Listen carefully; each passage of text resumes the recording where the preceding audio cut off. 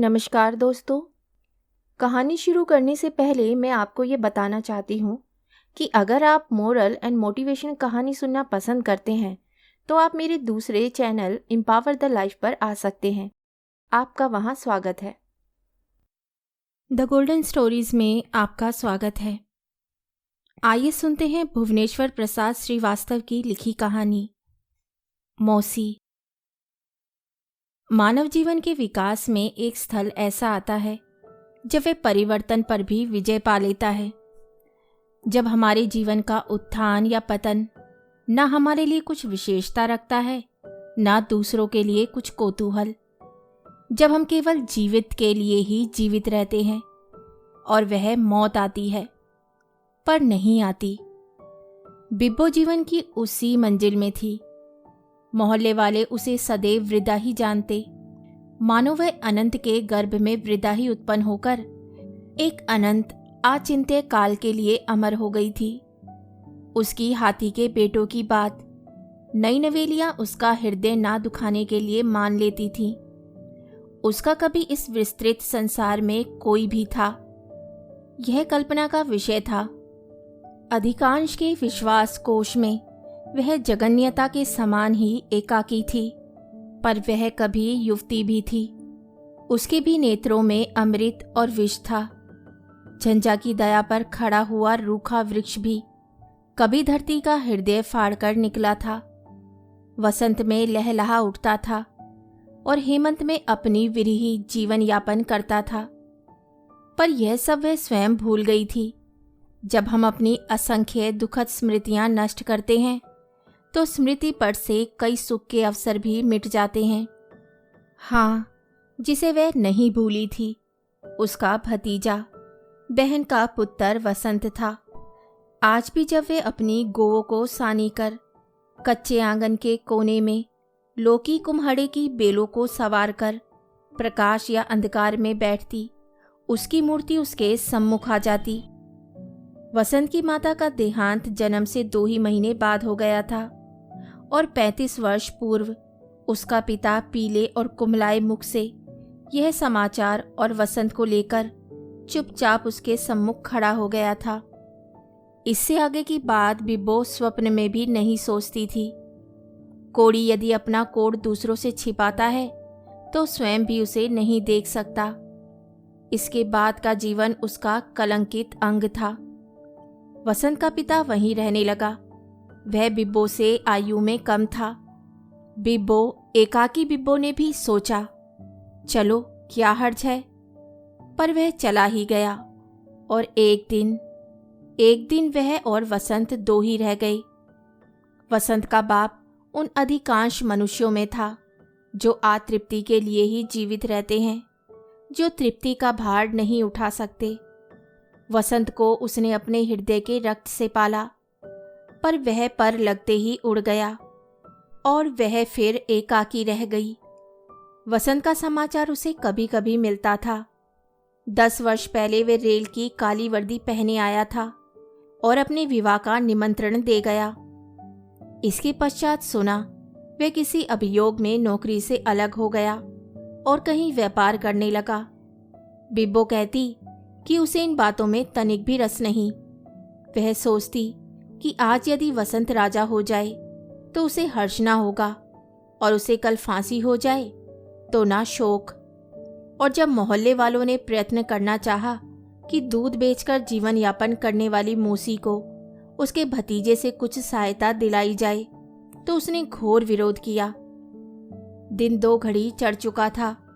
बिब्बो की दोनों बाल्टियां खाली हो गई थी।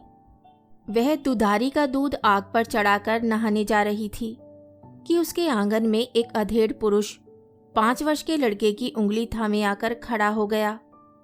अब ना होगा कुछ। 12 बजे वृद्धा ने कटु स्वर में कुछ शीघ्रता से कहा।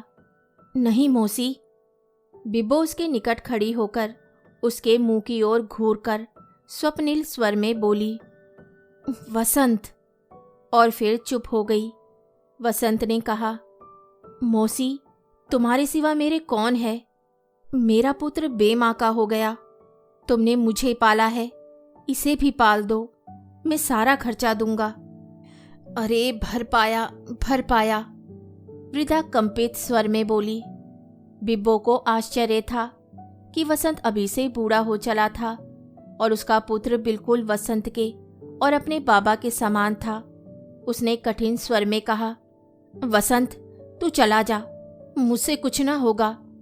वसंत विनय की मूर्ति हो रहा था और अपना छोटा सा संदूक खोलकर मौसी को सौगातें देने लगा।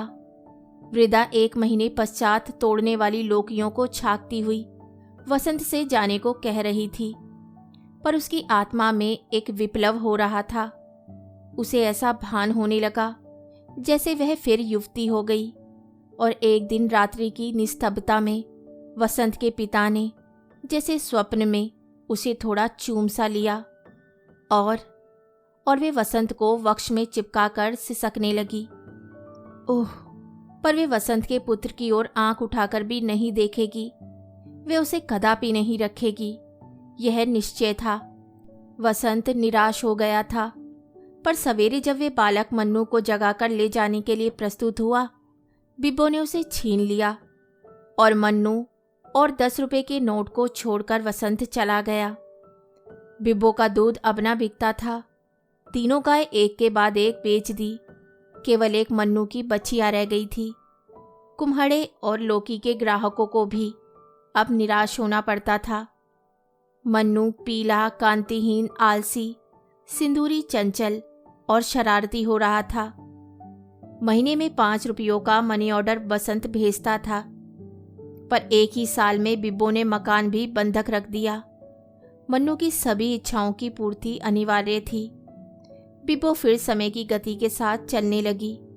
मोहल्ले में फिर उसकी आलोचना प्रत्यालोचना प्रारंभ हो गई। मन्नू ने उसका संसार से फिर संबंध स्थापित कर दिया, जिसे छोड़कर वह आगे बढ़ गई थी। पर एक दिन सांझ को अकस्मात बसंत आ गया। उसके साथ एक ठिगनी गेहुए रंग की स्त्री थी। उसने बिब्बो के चरण छुए, चरण दबाए और फिर कहा, मौसी, ना हो मन्नू को मुझे दे दो, मैं तुम्हारा यश मानूंगी। वसंत ने रोना मुंह बनाकर कहा, हाँ हाँ, किसी को जीवन संकट में डालने से तो यह अच्छा है। ऐसा जानता तो मैं ब्याह ही क्यों करता। मौसी ने कहा, अच्छा, उसे ले जाओ। मन्नू दूसरे घर में खेल रहा था। वृद्धा ने कांपते हुए पैरों से दीवार पर चढ़कर बुलाया। वह कूदता हुआ आया। नई माता ने उसे हृदय से लगा लिया। बालक कुछ न समझ सका। वह मौसी की ओर भागा। बिब्बो ने उसे दुत्कारा, जा दूर हो। बेचारा बालक दुत्कार का अर्थ समझने में असमर्थ था। वह रो पड़ा। वसंत हतबुद्धि सा खड़ा था। बिब्बो ने मन्नू का हाथ पकड़ा, मुंह धोया और आंगन के ताक से जूते उतार कर पहना दिए। वसंत की स्त्री मुस्कुराकर बोली, मौसी, क्या एक दिन भी ना रहने दोगी? अभी क्या जल्दी है? पर बिब्बो जैसे किसी लोक में पहुंच गई हो, जहां यह स्वर संसार का कोई स्वर ना पहुंच सकता हो। पलक मारते मन्नू को खेल की, प्यार की, दुलार की सभी वस्तुएं उसने बांध दी। मन्नू को भी समझा दिया कि वह सैर करने अपनी नई माँ के साथ जा रहा था। मन्नू उछलता हुआ पिता के पास खड़ा हो गया। बिब्बो ने कुछ नोट और रुपए उसके सम्मुख लाकर डाल दिए। ले अपने रुपए। वसंत धर्म संकट में पड़ा था, पर उसकी अर्धांगिनी ने उसका निवारण कर दिया। उसने रुपए उठा लिए। मौसी, इस समय हम असमर्थ हैं, पर जाते ही अधिक भेजने का प्रयत्न करूंगी। तुमसे हम लोग कभी ओऋण नहीं हो सकते। मन्नू माता पिता के घर बहुत दिनों तक सुखी ना रह सका।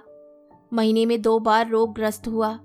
नई माँ भी मन्नू को पाकर कुछ अधिक सुखी ना हो सकी। अंत में एक दिन रात भर जागकर वसंत स्त्री के रोने धोने पर भी मन्नू को लेकर मौसी के घर चल दिया।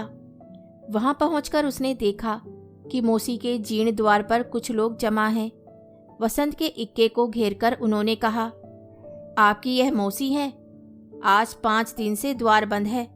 हम लोग आशंकित हैं। द्वार तोड़कर लोगों ने देखा, वृद्धा पृथ्वी पर एक चित्र का आलिंगन किए नीचे पड़ी है। जैसे वे मरकर अपने मानव होने का प्रमाण दे रही हो। वसंत के अतिरिक्त किसी ने ना जाना कि वह चित्र उसी के पिता का था, पर वह भी यह ना जान सका कि वह वहां क्यों था।